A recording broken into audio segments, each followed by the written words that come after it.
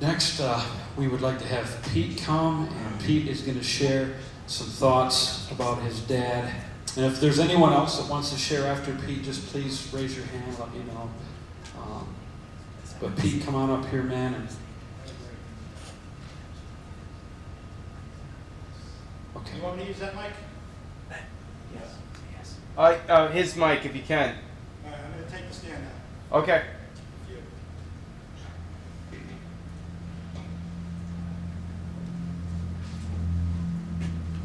Sorry about that. All right. Just want to welcome everybody. All right. I have a lot written out about my dad, and just some of the good times with him, and some of the things that he taught and he passed on to us as a family.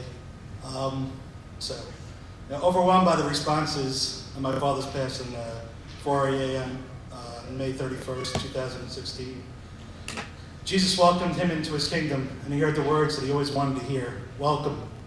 Well and done, my good and faithful servant, your home. His pain and suffering down here on earth are no longer. His breathing is no longer erratic. His back is no longer damaged or causing him discomfort. His right leg is now normal and no longer without the muscle it was missing. His fight down here on earth started in the womb. He would go on to have major surgery 8 days old and would have many more throughout the years as they passed. He served in the Air Force, but later was discharged due to his health. His heart and his respect for the country meant everything to him. His liberty and freedom were way more than just words. They were a way of life for him. Without liberty, there is no freedom. Seeing the Liberty Bell in person spoke volumes to my dad. The cracks that ran through the bell went to a certain word. Philadelphia, or what became Philadelphia, it means brotherly love. The crack stops right at that word. It doesn't go through it, it just stops right at it. So it came to my dad, you cannot be liberated without brotherly love. And without being liberated and forgiven, how could you have freedom? It was a lesson he always taught me. Love one another. Treat everyone with love. You will not know freedom inside when there is hatred. Across the top of the Liberty Bell is a scripture verse, Leviticus 25:10. It says, proclaim liberty throughout all the land and all the inhabitants thereof. Without God's love, you cannot be liberated, forgiven, you cannot have brotherly love, and therefore you will not feel true freedom. God wants us to proclaim liberty, to spread his message throughout the land, to everyone who will hear, to all those who have an ear, to those whose hearts are broken and are weary. The crack of the Liberty Bell does not stop at the word Philadelphia, brother love on accident. There's a strong message there. God was able to talk to my pop through a cast iron bell. A tool that he's installed in my family. Love God with all your heart and to love one another as you would love yourself. The year was 1978, fall time in beautiful Watkins Glen racetrack. The trees were in their majestic colors of reds, yellows, and oranges. I was turning 2. I don't remember this happening, but I've heard the stories. Watkins Glen used to hold a yearly van event. My parents used to be heavily into the vans back in the 70s. The 70s seemed to be like the years of the vans and stuff like that, and actually it's kind of making a little comeback here or there. We were there with our pop's old Chevy van that was flamed out front to back, and the words read wildfire across it. Being the baby of the family, they bought me a little red wagon, a little red flyer wagon. It was pinstriped. Maybe this is where my love for the arts came from. Wild flames and a pinstriped red wagon. I came across a photo recently.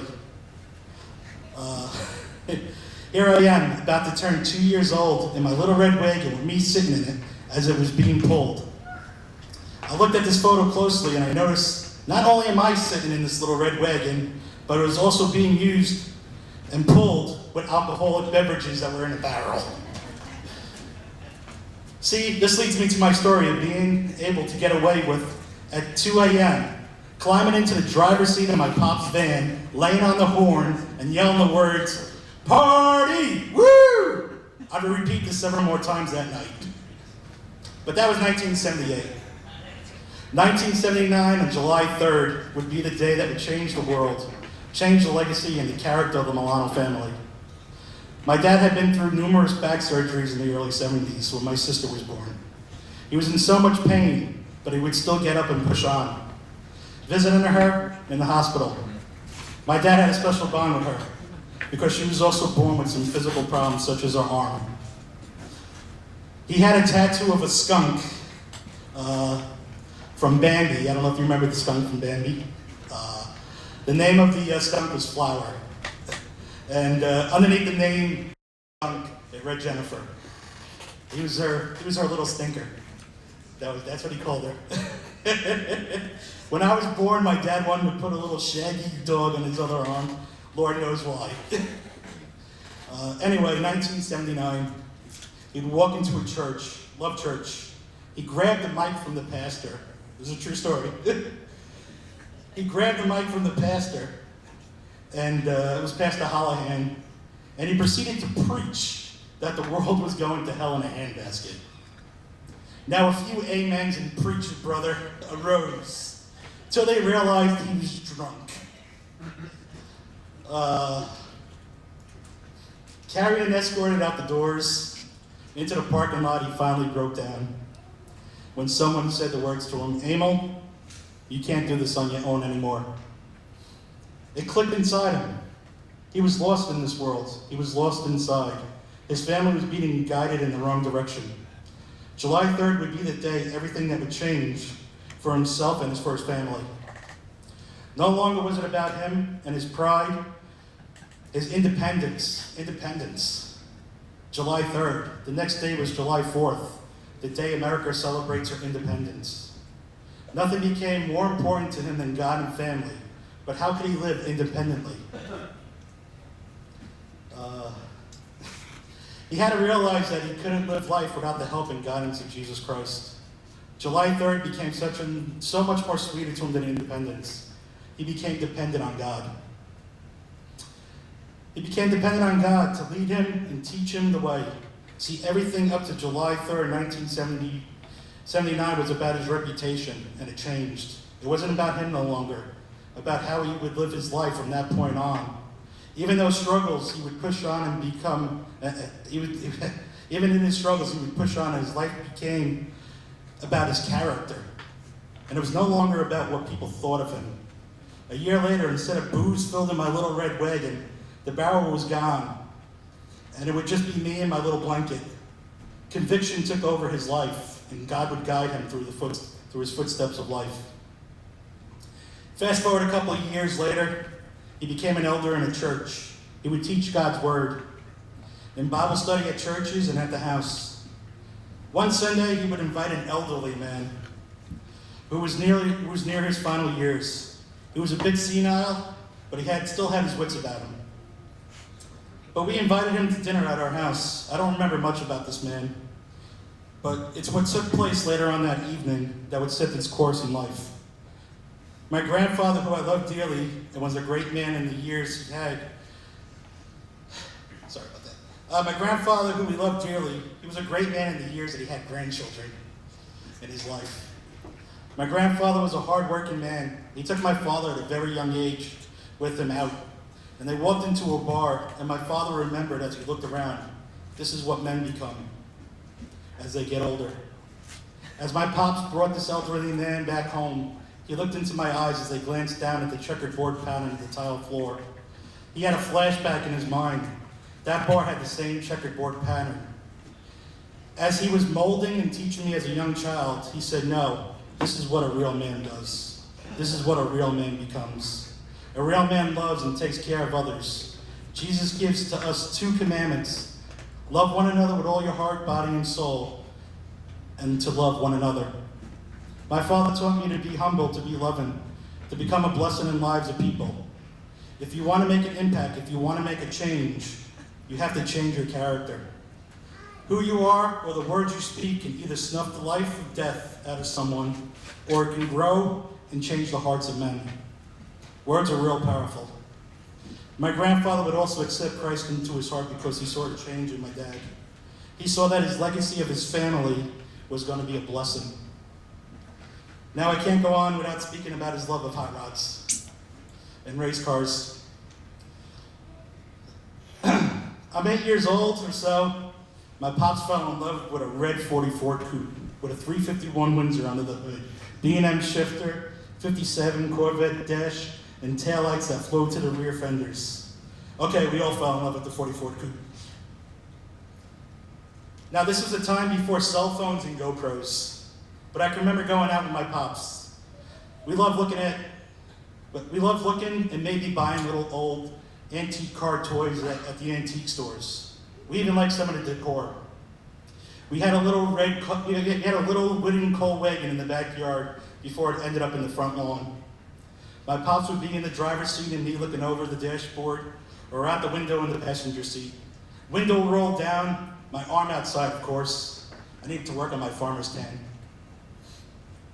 My pops would hit the gas, the throttle would open, and with the sound of a thwop, my body as an 8-year-old child would enjoy pure bliss as the car shook and the tires squealed. As he shifted down and backed up, hitting the gas again, my love for hot rods began right then and there. I know he's enjoying his collection of hot rods up in heaven. He's got his golden chariot, maybe that 32 Ford Milner Coupe from American Graffiti that he always loved. Just real quick, I wanted to mention there's a couple hot rods outside, and somebody broke one of the cars, his friend Slick. And it's a little yellow 34 coupe with a 32 grill. And my dad had a lot of health problems, and it's amazing that he drove all the way from, I guess, met you at Kings Park, and drove all the way down to Daytona, Florida, with his back. He had a tumor around his spine since he was little, and he had atrophy in his right leg. And how he made it there and back was amazing. And the story about this, though, was that when they went away, it was Thanksgiving weekend, and we got hit with 2 feet of snow while they were down at Daytona, Florida. And they got to witness also the space shuttle go up at night. And that was one of the, I remember him calling us, telling us how amazing that was and what the experience that was for him. You know, seeing the cars and going down there, you know, with the hot rod industry and stuff like that was cool, but seeing that space shuttle really impressed him. So I just wanted to mention that. So thank you so much, guys, Keith, for bringing yours out. And also Mike Moore for also bringing his Viper out. Thanks, guys. I don't know if there's any more out there now. We'll have to look. Pastor wants to go out there and look at the cars closer, okay? He wants to ask you some questions. Wants you to bring them Sunday. All right, one quick story. My mom and dad started dating. They went to Eisel Speedway. One of the first times they're there, there's a race car driver named Bill Park. He had a yellow modified coupe. Somehow he ended up way up in the air, and he hit this light pole. And his car came crashing down, and the lights would explode like some Hollywood movie. As the crash came crashing down to the pavement below, my parents were sitting in the stands. And as they're sitting right in front of it, my mom turns to my dad, and she utters the words, "We're coming back, this is awesome." So, accidents and near-death experience of racing really attracted my mom. Not sure who I should thank for my love of racing, my dad or my mom. We would go on to Daytona to see the 500 twice. Went to Poconos, Dover, multiple times as a child. Just a real quick another story before Lindsay stepped out for a second. But when she steps back in, she's going to be coming up. Growing up, I always had a love for hockey, and I remember seeing my first true hockey game that I remember was actually at my uncle's house. My Uncle John, who's here in the second row. And I remember the Islanders playing Hartford, and it's just something that stuck out to me, and I fell in love with hockey, down in the basement. And I'd become an Islander fan from that point on, and it had to be like 1983 or 84 or so. And as the years went on, I'd be watching the TV, and my dad would say, "How could you see the puck?" He's like, I don't understand this. Like, how do you see that? And I said, just watch. And the last 3 or 4 years, my dad became a big hockey fan.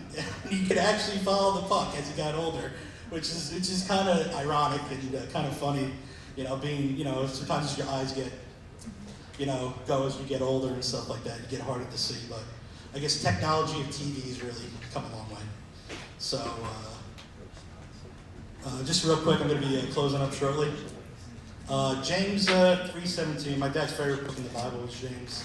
It says, "But wisdom that comes from heaven is first of all pure, then peace-loving, considerate, submissive, full of mercy and good fruit, impartial and sincere.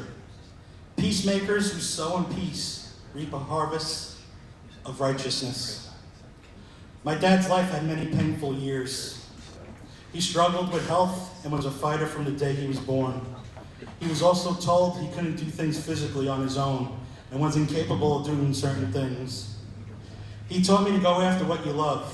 You will never know without trying. And when you fall, you pick yourself back up, you brush off your hurts, and continue to pursue the future. The wisdom of God was installed inside my pop's heart, a discernment to know his wisdom, to share the message that Christ is love. He would go on to say, "Let go and let God." That was one of his big mottos. The fruits produced from wisdom of God was installed in him, and it set a light before him and guided his footsteps in life. Independence can mean the world to a man to roam freely, but inside there's a hollow feeling, a God-shaped hole to speak.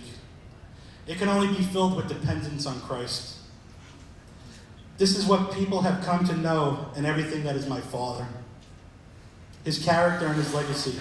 He didn't have liberty or freedom till he was set from his past, his sins and his cares, and gave them all to Christ.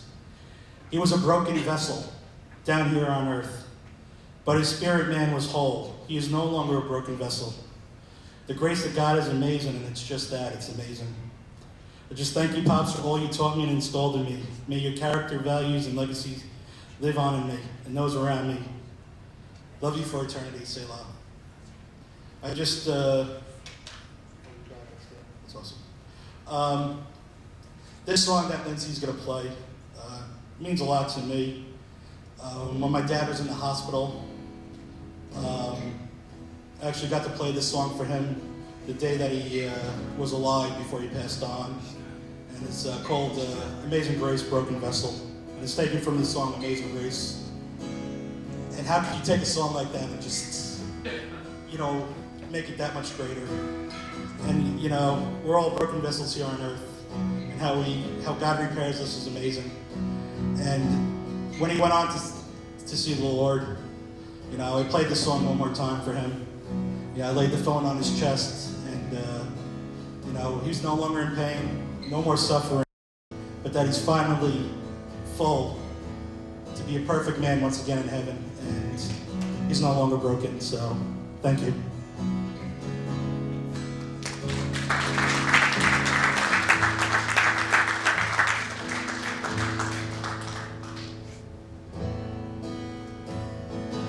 All these pieces broken and scattered, in mercy gathered, mended and whole, empty-handed,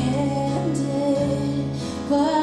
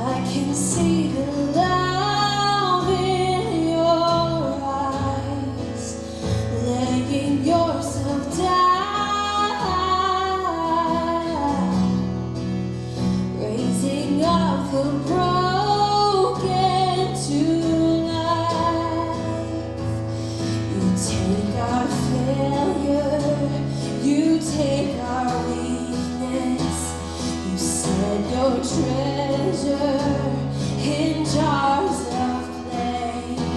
So take this heart, Lord, I'll be your vessel, the world to see your life in me. Oh, amazing grace, how sweet the sound that saved a wretch like me.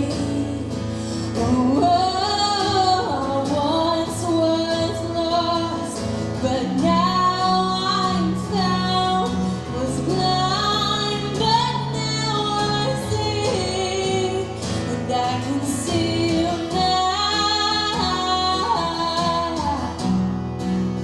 I can see the love in your eyes, laying yourself down,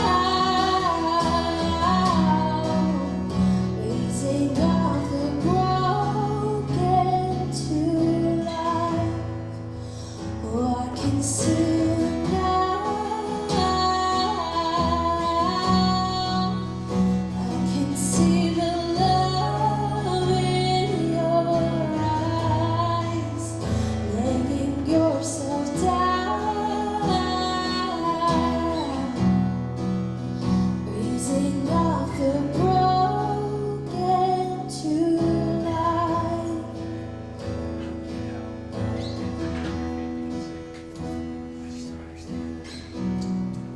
Thank you, Lindsay.